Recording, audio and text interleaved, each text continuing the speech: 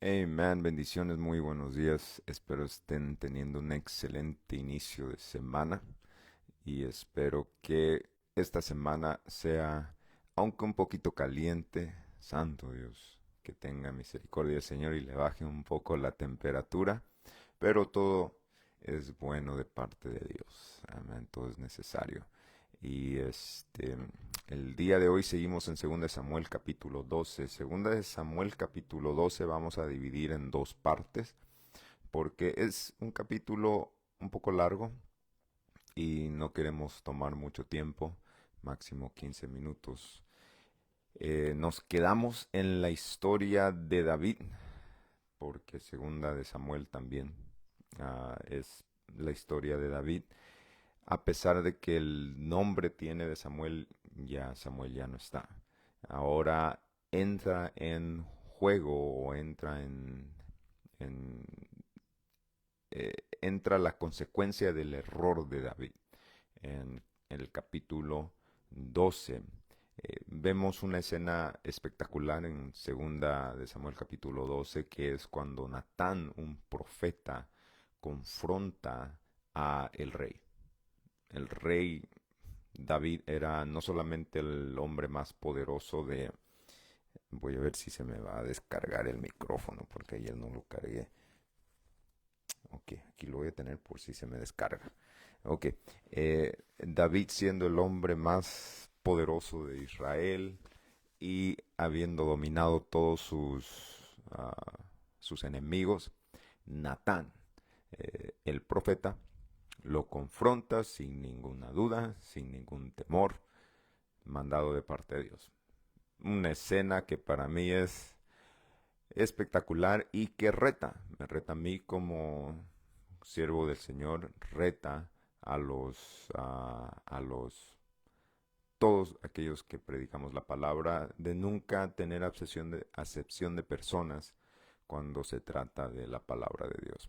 Y este es el perfecto ejemplo de ello en el capítulo 12. Dice, el Señor envió a Natán a David y viniendo a él le dijo, habían dos hombres en una ciudad, el uno rico y el otro pobre.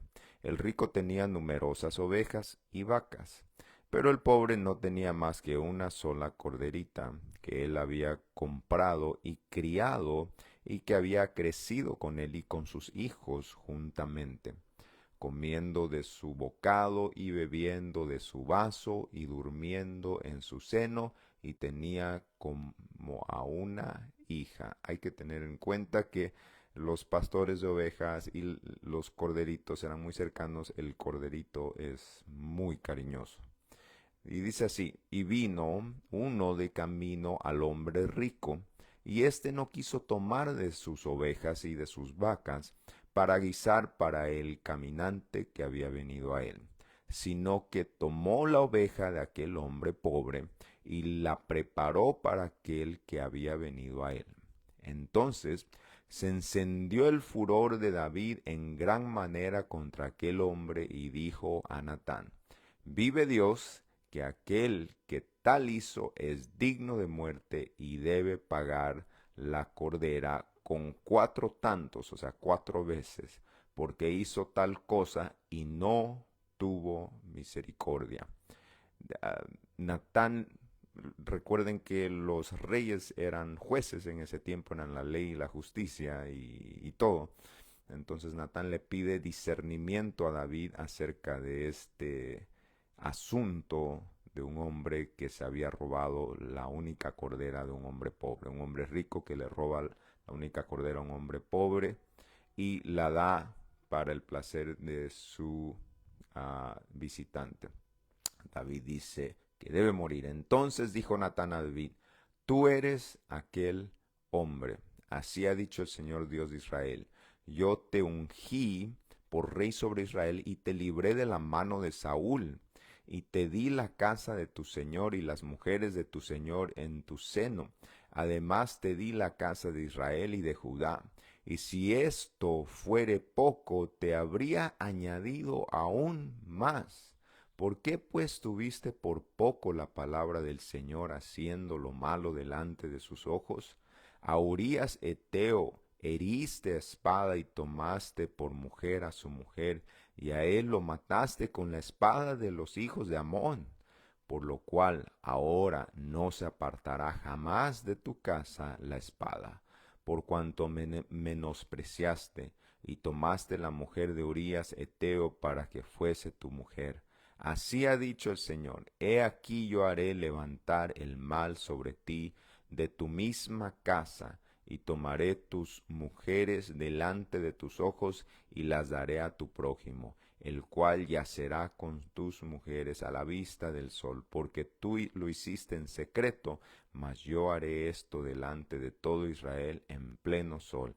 Entonces David dijo a Natán, pequé contra el Señor. Y Natán dijo a David, también el Señor ha remitido tu pecado, no morirás. Mas cuanto con este asunto hiciste blasfemar a los enemigos del Señor, el hijo que te ha nacido ciertamente morirá. Y Natán se volvió a su casa. Muy bien, dijimos que lo íbamos a separar en dos partes. Esa es parte de la lectura y ahora entramos a un análisis rápido acerca de esto. Número uno, Natán el profeta confronta a David de una manera espectacular. No me, no, no me puedo imaginar esto en vivo y en directo cuando Natán le dice, tú eres ese hombre. Y de pronto se le derriba, se le deshace toda la, toda la, toda la rabia, el enojo que tenía David contra el hombre que se había robado una cordera y la había matado para el placer de una cena. Y David se da cuenta que él es ese hombre. Entonces vamos a revisar parte por parte. Número uno, el principio que Jesús predica y dice, con la vara que medís serás medido, que también está en el Antiguo Testamento, porque todo lo que predicaba Jesús está fundamentado en el Antiguo Testamento. Vemos que Jesús dice, con la vara que medís serás medido, y esto es exactamente lo que sucede con David. A David, Natán, con una audacia impresionante, hace que David mismo mida a un supuesto hombre rico, y midió al hombre rico con rigidez y con justicia, y lo midió exactamente y dijo, ahora este hombre rico debe pagar 4 veces. Él emitió juicio de que el hombre rico que robó la cordera tendría que pagar 4 veces. Y curiosamente, él se basa en la ley. En Deuteronomios nos muestra que si alguien robaba alguna cordera o la mataba para comérsela, que debería devolver 4 veces ese animal. Cualquiera que sea el animal, debería devolver 4 veces el robo. Entonces David emite ese juicio de acuerdo a la ley, lo cual juzga la familia de David. ¿Por qué? Porque David se le mueren 4 hijos después de eso. Entonces él emitió su propio juicio al dar el juicio. Entonces él fue el juez de sí mismo. Con la vara que él midió al supuesto hombre rico, se midió a él mismo. Y esto es muy importante entender, de que nosotros somos, de la forma en que nosotros medimos a otros y emitimos juicio a los demás, ese es el mismo juicio y la misma misericordia que vamos a recibir nosotros. Entonces, siguiendo adelante, vemos que David entonces inmediatamente se arrepiente en cuanto se da cuenta que él es el hombre que había robado la cordera por placer. Él es el hombre, entonces él se arrepiente. Muy distinto a Saúl. Saúl no se arrepintió. David se arrepiente y dice, he pecado contra el Señor, hice lo malo. Y se arrepiente delante de Dios. Y al arrepentirse delante de Dios, y esto es muy importante tomar en cuenta, por favor, cualquiera que me esté escuchando en este video, por favor, es muy importante tomar en cuenta, Dios le perdonó el pecado a David. Dice, ciertamente, dice aquí, también el Señor ha remitido tu pecado y no morirás. O sea, tú vas a vivir. Dios te perdonó. Remitido quiere decir que te envió el pecado lejos, ya no está vigente tu pecado, has sido perdonado. Pero el niño que van a nacer entre tú y Betsabé, él sí morirá. Y aquí es donde tenemos que entender algo acerca de la naturaleza de Dios. Dios perdona pecados, pero no elimina consecuencias. Dios perdona pecados, pero no elimina consecuencias. Él perdona el pecado, pero no elimina consecuencias. Y las consecuencias del pecado de David lo siguieron hasta el fin de sus días. No solamente murió su hijo menor, o sea, el bebé que nació de Betsabé, sino que murieron 4 de sus hijos. El desastre que le hizo Absalón fue consecuencia del pecado de David. La, la forma en que Absalón humilló a las mujeres de David fue consecuencia del pecado de David. Todo eso fue consecuencia del pecado de David. Dios lo perdonó, pero las consecuencias fueron inevitables. Y esta es una de las lecciones más fuertes que podemos aprender acerca del capítulo 12 de 2 de Samuel, que Dios perdona, pero igual al que ama castiga, no solamente por David, porque aquí vemos un texto muy importante, dice, por cuanto hiciste blasfemar a los enemigos del Señor. O sea que se expuso este error de David a tal punto que los mismos enemigos del Señor se enteraron.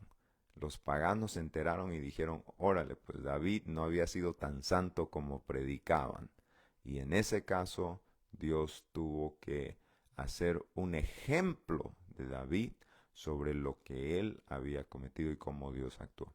Entonces, esto se queda escrito en los libros de historia de Israel para que sirva de ejemplo para el resto de las generaciones israelitas y se puede enseñar que Dios, aunque perdona, igual castiga. Y esto es vigente aún porque estamos en el tiempo de la gracia y a veces podemos malinterpretar y pensar que como estamos en el tiempo de la gracia, me puedo salir con la mía y que Dios no me castigue, lo cual es un error. Aunque estamos en el tiempo de la gracia nos da salvación y perdón, no nos libra de las consecuencias sobre esta tierra de ser corregidos por nuestros errores. Amén. Pero igual hay perdón. Pudiera haber sido mucho peor para David. Dios le perdonó la vida. Y así Dios nos perdona a nosotros y nos escucha. ¿Cuál es el primer paso? El arrepentimiento. Amén. Hasta aquí vamos a llegar en este día con 2 Samuel capítulo 12 y nos vemos el día de mañana.